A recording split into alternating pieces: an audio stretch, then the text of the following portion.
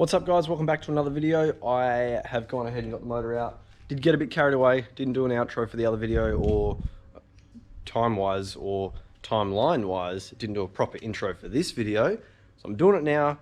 You'll see the motor come out and then we'll assess a bit of the damage and then we'll go from there.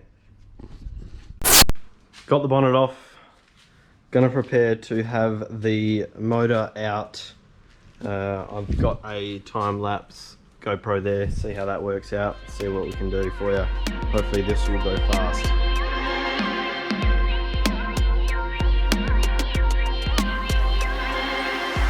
Rolling around making these songs that feel right. Every day I wake up I'm thankful, trying to reveal light. I think too much, just gotta go with the flow. Let it go, say it loud again so everybody know. The family's connected in so many different ways. I just wanna make music for the rest of my days.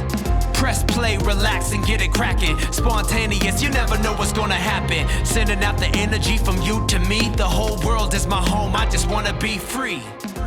Okay, there we have it. As you would have just seen in the time lapse, motor is out. I'm going to take the clutch off and then get it on the stand. Might start pulling a few bits and pieces off and see if we can assess the damage. Motor out on the stand, had a quick squeeze around and found the problem. That should not have a hole there. I'll pull it apart, we'll inspect a bit further, see what we can do to solve the issue or not have it happen again. I think I'm just going to go down the path of another stock LS. Put all this turbo set up on it. Tim's going to help me swap some of the bits and pieces over, put the turbos back on, bang it back in the car, get it running again as quick as possible. I am going to go ahead and paint the engine bay, I think. I won't do the stitch welding again. I don't think I can be bothered. Well, not that I can't be bothered, but there's going to be a lot more work in it, having to grind welds back, cleaning everything up, and then re-welding it is a bit more of a job than I'm prepared to do right now. Plus, I'm sure these welds will be fine. I mean, it's just stitch welding. It's going to hold just to create a bit more rigidness and that sort of thing. So I think that'll be fine. I'll put a fresh lick of paint on there and then we'll get the motor back in. Hopefully get back down to the track. I've got the GoPro set up over there, ready for the time lapse to pull all the accessories and the bits and pieces down on this motor, get it down to just a long motor. I've got my movie going as well, but I found the oil cooler on the shelf, which I should have put in, but I didn't, like a dickhead, but I've learnt my lesson and we'll see what we can do to improve. I'll definitely put that on next time and look into the AccuSump, a few other bits and pieces which Chris has given me some advice on as well, and Tim will help me out along the way. So I'll have some bits and pieces that I'll need to swap out that is able to be salvageable. I don't know if any metal's gone through the motor or whatnot. It did shut down pretty quick, but it's a bit of an unknown. I'll pull the parts out, we'll inspect, see what's reusable, see what has to be replaced.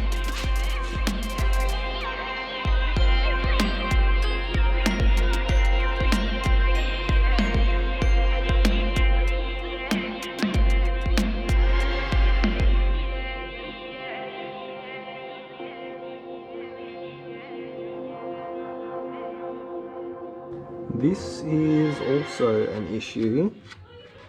Sump plug out and watery, coolant, messy bits of sludge metal crap. So not great. There we are. Accessories are all off, intake off, exhaust manifolds, turbo, everything off. As you can see, it's made a bit of a mess. All that came out of the sump, so I'd say the internals are absolutely cooked. Next bit will be take the heads off, have a bit of a look through the motor. Even though it's cooked, may as well have a look and see what actual damage has gone on, maybe help diagnose what happened or what went wrong. Don't think I'll take the heads off, well, not just yet, maybe after if I get bored or want to have a bit more of a look, but the hole there is a pretty good indication of what's happening. I've just noticed as well, nice bit of a lump in the sump there, so I think maybe old mate Rod has been knocking on the door, so I might flip it over, pull the sump off and have a bit of a squeeze. Okay, let's have a look at the damage. I've undone all the bolts, not taken the sump off yet, so let's pull that up and have a look if I can do this one-handed. Probably not. Ooh, get that sump out of the way. Let's put that in the bin. All right, let's have a look. Oh wow, None of this is good. Bits of metal there. That is, I don't know what that's off, but it should probably be in there and attached to something else. We've definitely gone rods out, I'd say. Bits of metal everywhere. Alright. Not good. So I can't even get to this nut because this is so squashed and folded over. Gonna have to use the hammer. Okay, as you can probably see down there, that rod is snapped, and also that rod is, well, if we get the light in the right place, you can see as well, but that rod is also snapped. You can't really see it, just take my word for it, both those rods snapped.